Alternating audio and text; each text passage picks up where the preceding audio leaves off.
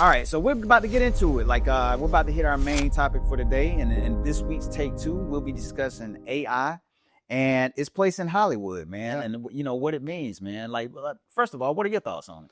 Man, AI in Hollywood, it's going to happen either way. Yeah. If Hollywood is not ready for it, they're going to get left behind. Yeah.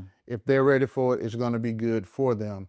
But, you know, my thing right now on it is indie filmmakers really getting into it, and exploring it and doing things that they, you know, couldn't do before, you know, and being able to get their projects out there. So even Hollywood can take notice. Yeah. You know, so, you know, that's a good way for Hollywood even to take notice. But it's inevitable, man. AI is here. It's only going to grow and get better. And Hollywood just has to respect that and get ready for it. Yeah, I mean, it's definitely transforming the landscape of storytelling. It'll be interesting to see where things are headed. I'm kind of like on board with you. Like, if you're not on board, like, you're gonna get left behind. Definitely. But you know, Hollywood has such a stronghold on the industry. Now, Hollywood is not gonna go anywhere. Well, I know that, but I'm just saying in terms of like implementing AI into future projects. Like, I think Marvel, right? Yeah. So we talk about how big their budgets are and those kind of things. Like, I think one thing that they did, like with I think it was their Secret Invasion show, where the open was completely done by AI. So they did, you know, step forward and did that. But in terms of like indie filmmakers, like, I can really see how AI can be beneficial. Yeah. Especially if you don't have like these big, huge budgets. Yeah, man, if you don't have $200 million to make a movie, but your idea is a $200 million idea, and you're able to bring that to life via AI, I mean, it's going to be a game changer for a lot of people. It's going to be. And I mean, in all honesty, it was one of the big contributing factors to the strikes, the WGA and SAG-AFTRA strikes. Yeah, I remember a few years back they were talking about the possibility of AI writing scripts and AI as far as the actors go and using the likeness of actors. And, you know, they some of the actors wasn't, you know, really cool with signing away their rights to being able to be filmed in a movie that they're not physically involved in at any given time, you know. So yeah, I understand that, because these are those people's ways of life. Right. You know, this is how they get paid. This is how they take care of themselves and their families, and they don't want to lose that, you know. And being able to AI generate a person into any particular project, regardless to, you know, how often a movie is being put out, you know, that's cutting down their money that they'll be making. Right. So, you know, I see both sides of it, but I mean, like I say, man, it's inevitable. It's going to happen. Right. I mean, we're moving into that in all facets of our day-to-day lives, not just film or television. I mean, you even see that right now with Timbaland and what he's doing in the music. Right. Yeah. So with the whole issue with Suno. Yeah. So, I mean, and every day you look up, man, if you're on social media, there's always some type of advertising for some type of AI app to help you sing better, to change your to change your features, to writing, whatever it is, man. AI is there. It's a way of life. And in the next 10, 15 years, I mean, everything's going to be done basically probably with some form of AI. Right. So, and then I don't know if you've seen this recently, but it's been announced. Vin Diesel made an announcement a while back that Paul Walker's character, Brian O'Connor, will be brought back for the final installment of the Fast and Furious franchise, Fast 11. Yeah. You know, and I thought that they had such a great send-off for his character. And was it 6 or 7? I think 6. Okay. Don't quote me on that, but I think it was 6. But I mean, the way that they you know, kind of wrote his character out, and the tribute at the end with the Wiz Khalifa, it's been a long time. Yeah. You know, playing out at the end. I thought it was done so beautifully. But you know, that's also a topic that many people have been discussing. Like, you know, should we bring back characters or people, not just characters, but people who are no longer here with us. Yeah. Using their likeness. Also, their voices as well, because James Earl Jones, before he passed, gave the rights for Disney to be able to use his voice for Darth Vader. Yeah. So we'll always have Darth Vader. And I think you and I had we had that conversation.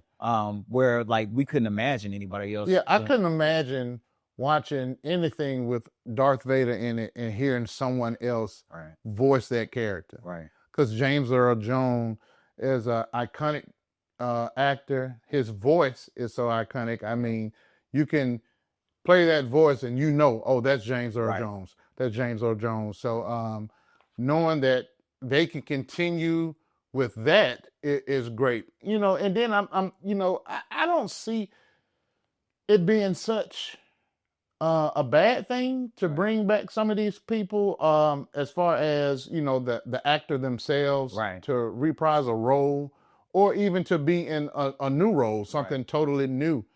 Because man, those are some of the ones that we've lost were great actors, and you hate to see them go, and you love the projects that they put out, and to see that them being able to do more. It's great, man. And then it's a way that the family can continue to see their legacy grow. So as long as the family gives their consent, you're fine. Oh yeah. As long as the family gives their consent, I'm fine. And so, I mean, when I'm gone, y'all can continue to do the podcast. The podcast must go on. Yeah, the podcast must go on, man. So 50, 60 years from now, hey, I don't mind you using my face. But it's amazing though, because like if you think back, it was probably about 10 years ago, maybe almost, that they started having the holograms. Remember? Yes, I remember. Yeah, they were doing like the holograms and bringing people back. And brought Tupac back. Brought Tupac back. Yeah, man. I think there was one with Whitney Houston and a few others. But like now with the use of AI, you can just Yeah. So they were preparing you for it. They were preparing for you then with the holograms.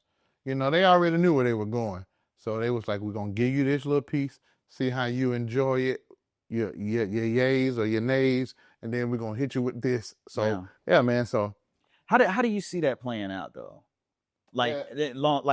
So with going back to Fast and Furious, like how do you see that playing out? I mean, like will because like I think last time they brought his brothers in to finish up like his final scenes in 6 or 7, whichever film it was, 6 or 7. Like I guess they could potentially do that again, bring them back. But how do you think they're gonna play his character out in the series? Well, I'm not sure, because I mean, where AI is right now, I don't know if he would be completely in the film, or was it gonna be like cameo stuff like he did before? Right. But I don't know.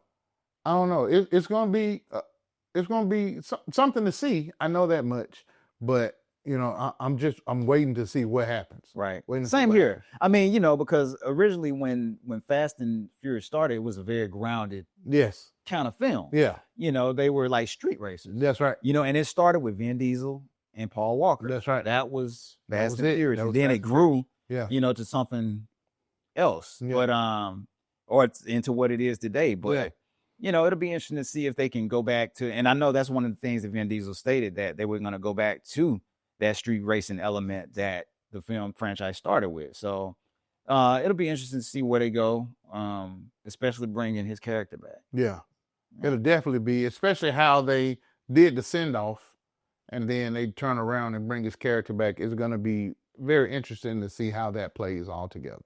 Yeah. Yeah. Do you feel that digitally recreated actors will become commonplace? Definitely. I do believe it's going to become common, because as actors get older, they're not going to, themselves are not going to want to continue to, be on the screen and doing this strenuous work and, putting their bodies through all this stuff. So being able to use an actor who is now 70, 80 years old, and you're able to use their 30-year-old likeness or 40-year-old likeness in a project, it's going to become commonplace. Because, I mean, you see how now they are taking so many old movies or old television shows and even just remaking those. Right. So that's going to start happening with the actors. These actors and actresses who have done such great bodies of work, they're going to want to continue to use those people to make even more things. And so, yeah, it's going to become a common thing. Okay. Yeah. Well, it's here whether we want it to be or not. You know? So, and I mean, it's a strange conversation. It is a strange conversation. It's a strange conversation to have. Because a lot of people feel that AI may take some jobs. Oh, it's definitely going to do that. It's definitely going to do that. You know, so whatever skill set you need to learn it now.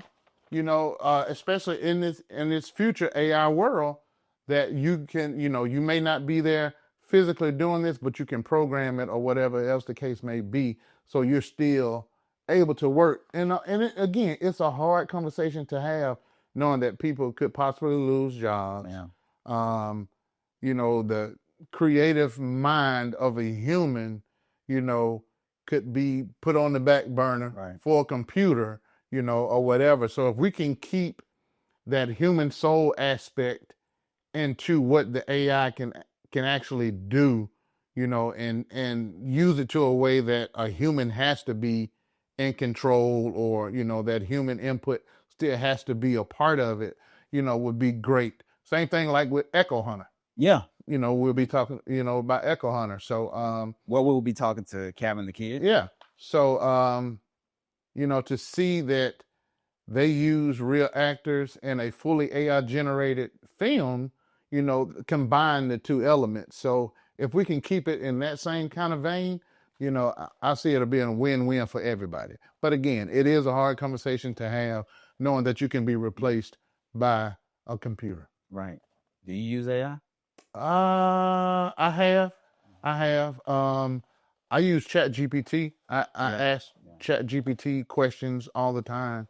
And then sometimes, even when I have an idea, I may say, okay, I don't have time to sit down right then and write it down, but I'll go into ChatGPT and say, hey, this is my idea for this. Hold this thought for me. Right. And it'll say, oh yeah, I like that. You know, even with an app that my son is working on, I took his idea and I said, okay, ChatGPT, structure this out. Wow. You know, and just like that, it structured it out. And I was like, wow, you know, it's in the way it generated it so fast that it probably would have took me a couple of days or even maybe a week, depending on how busy I am, to actually get that all structured out for him. And it did it in 2 minutes. So it's crazy. Yeah. It's crazy. I mean, it's amazing with what you can do with AI. And, you know, I am on board with, you know, if you're not a part of it now, you're going to get left behind. Yeah. Because it's here and I don't see it going anywhere. Yeah. So it's just, we have to, you know, learn to adapt. Yeah. That's the thing that we've always had to do as a civilization. Yeah. Through all times, we've always had to adapt. So I think it's one of those things we just have to adapt. Yeah. But because it will continue to get better. Now, the one thing that, as of right now, that is, you know, and one thing that you can't duplicate is soul. That's right. And you know, that extra that we just as humans have. And that's what I was about to say about you saying, you know, we having to adapt. We, you know, as the dominant species on this planet, we adapt to things as they change, but we still come out on top. Right. We still come out on top because we are still the dominant species on this planet. And true enough, computers are learning faster because of the programs that humans are coming up with. Right. So I believe if they put those things in place to try to control it and hold it, you never know. I mean, hopefully the computer doesn't outgrow us and try to replace us. Yeah. You know, and they talked about it in movies. That's one of the things we'll be discussing later with our Become with iRobot. You know, so I feel Will Smith's character in that, you know, and seeing that, you can create it, but is it going to always obey you? Right. So, yeah. So what do you guys think? What are your thoughts about AI, its use, bringing Paul Walker's Brian O'Connor character back to the Fast and Furious franchise? Leave your thoughts in the comments, or always email us. That's right. At the Link email below. Yeah. And just share what you guys think. So that's it, man. Hey. Yeah. AI. AI.